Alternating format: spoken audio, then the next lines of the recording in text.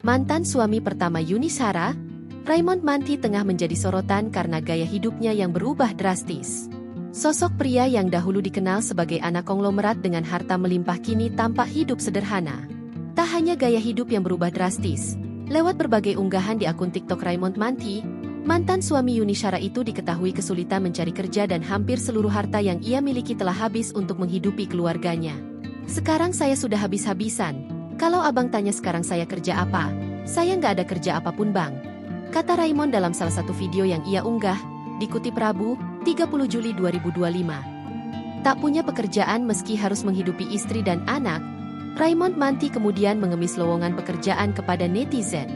Ia tak masalah dengan pekerjaan apapun, bahkan menjadi sopir pribadi pun tak masalah baginya. Raymond kini berjuang untuk bisa mendapatkan hak waris dari sang ayah sembari mencari pekerjaan yang bisa menafkahi istri dan anak-anaknya. Ia kemudian menumpukan harapan kepada netizen untuk bisa mendapatkan pekerjaan. Namun yang menarik, ada seorang netizen yang menyarankan Raymond Manti untuk mendaftar menjadi sopir pribadi Yuni Shara.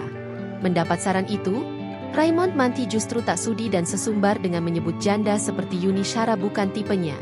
Najis dari dulu seorang janda bukan tipe saya sorry, kata Raymond membalas komentar itu. Download Tribun X sekarang, menghadirkan lokal menjadi Indonesia.